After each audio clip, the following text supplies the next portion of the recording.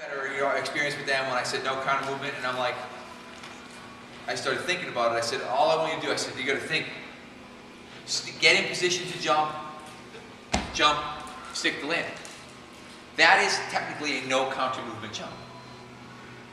But the fundamental idea is that we're teaching these kids how to summate force. And and so we've got to explain to them what we want. So we want them to load. We want their hips to be back. We want them to drive through. So there should be an arm drive, and there should really be a shoulder shrug drive to it as they come up. And then they should stick, and they should jump and land in the same position. So fundamentally, that's as basic as it gets. It doesn't matter. If that changes, if I'm doing the same thing here, if I'm doing a single leg, it's the same exact thing. I got to get in this position. I've got to think, I'm here, I'm going to drive my arms, I'm going to try to stick, and I'm going to try to stick my landing stable.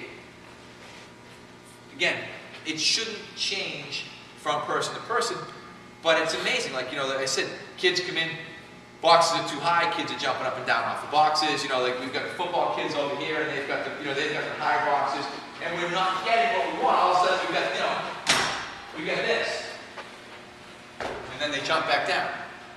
That is stop the drill. Okay, the box is too high, and because I don't care who you coach with, particularly with the football kids, they've got to be able to listen and follow directions.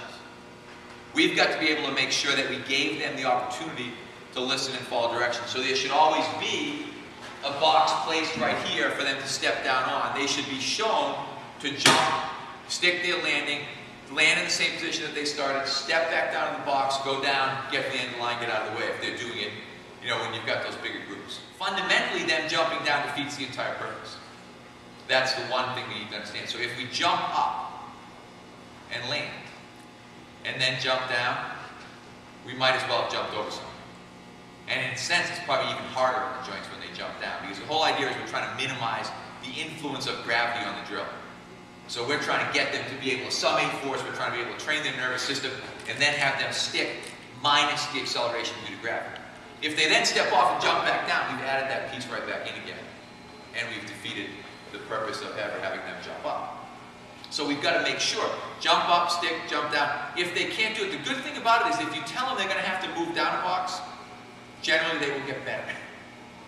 Because if they're doing it and they're landing, and if they're not, if we're getting frog landings, if we're getting these kind of landings, box is too high. We've got to be able to say, okay, box is too high, move some guys around, whatever it is. We've got to make sure. If we've got this set up, there should be a jump box, a step down box, a jump box, a step down box, a jump box, a step down box.